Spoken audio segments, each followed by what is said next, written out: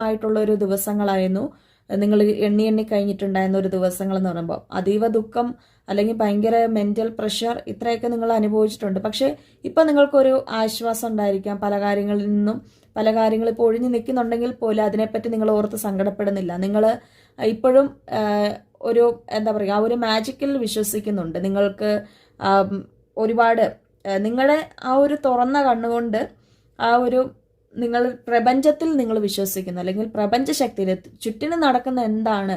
അപ്പം ഇപ്പം നമ്മളുടെ ഒരു ലൈഫ് ഇങ്ങനെ ആണെങ്കിൽ തീർച്ചയായിട്ടും അതിനൊരു മാറ്റങ്ങൾ ഉണ്ടാവും.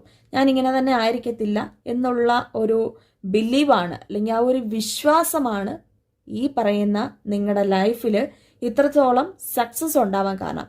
ഇപ്പം നിങ്ങൾ സ്നേഹിക്കുന്ന പേഴ്സണും തിരിച്ചു വന്നു, നിങ്ങൾക്ക് ജോലിയുണ്ട്, അല്ലെങ്കിൽ നിങ്ങൾക്ക് സാമ്പത്തിക ഉയർച്ചയുണ്ട്, പല കാര്യങ്ങളിലും നേട്ടങ്ങൾ നിങ്ങളുടെ ലൈഫിലേക്ക് വന്നുകൊണ്ടിരിക്കുകയാണ്. ഇപ്പം നിങ്ങൾ കരഞ്ഞ് പിഴിഞ്ഞ് ഇരുന്നിട്ടുണ്ടായിരുന്ന ഒരു വ്യക്തിയായിരുന്നെങ്കിൽ ഇപ്പം നിങ്ങൾക്ക് അതിനെപ്പറ്റി ഓർത്തിട്ട് യാതൊരു ടെൻഷനും ഇല്ല.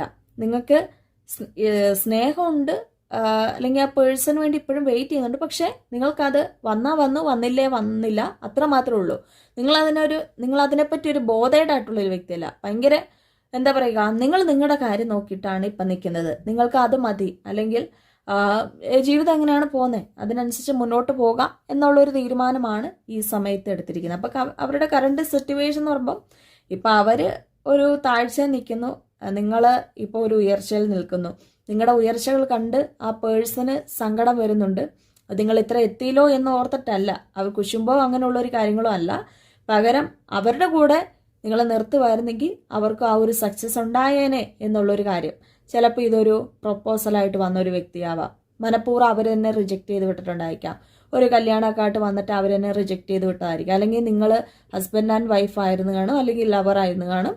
ഇപ്പം എന്താണെങ്കിലും എന്താ പറയുക, അല്ലെങ്കിൽ ഒരു ഓൺ ആൻഡ് ഓഫ് ആയിട്ട് പോയിട്ട് ഒരു ബന്ധം ഉണ്ടോ ചോദിച്ചോ പേരിന് മാത്രം ഉണ്ട്, അല്ലെങ്കിൽ പക്ഷേ ആ ഒരു പേഴ്സൻ്റെ ഭാഗത്ത് നിന്ന് യാതൊരു റിപ്ലൈ ഇല്ല. അങ്ങനെയായിരുന്നു ആണ് ഈ ഒരു ബന്ധം പോയിരുന്നത്. അപ്പം എന്താണെങ്കിലും ആ ഒരു കാര്യത്തിനൊക്കെ ഒരു മാറ്റങ്ങൾ വന്നിട്ടുണ്ട്. ഈ ഒരു പേഴ്സൻ്റെ ആ ഒരു എന്താ പറയുക, ആ ഒരു എനർജി എന്ന് പറയുന്നത് അവർ ഈ ഒരു സമയത്തെല്ലാം റിഗ്രറ്റ് ചെയ്യുന്ന ഒരു ടൈമാണെന്നാണ്. വേണ്ടായിരുന്നു, അല്ലെങ്കിൽ അങ്ങനെയൊന്നും ചെയ്യണ്ടായിരുന്നു. ഞാൻ ആ ഒരു പേഴ്സൺ നിന്നിട്ടുണ്ടായിരുന്ന ഒരു ടൈമിൽ ഞാനൊരു ശരിക്കും ആ ഒരു വ്യക്തിക്ക് പ്രയോറിറ്റി കൊടുക്കേണ്ടതായിരുന്നു എന്നുള്ള ഒരു സത്യാവസ്ഥയാണ് ഇപ്പോൾ ആ ഒരു പേഴ്സൻ്റെ മനസ്സിൻ്റെ ഉള്ളിലുള്ളത്. ഇന്നത്തെ ഒരു റീഡിങ് എല്ലാവർക്കും തന്നെ ഇഷ്ടപ്പെട്ടെന്ന് കരുതുന്നു. എല്ലാവരും ഇഷ്ടപ്പെട്ടാൽ ലൈക്ക് ചെയ്യുക, ഷെയർ ചെയ്യുക, കമൻറ്റ് ചെയ്യുക. ആർക്കെങ്കിലും എൻ്റെ അടുത്തുനിന്ന് പേഴ്സണൽ റീഡിങ്സ് എടുക്കണം താല്പര്യമുള്ളവർക്ക് എന്നെ കോൺടാക്റ്റ് ചെയ്യാം.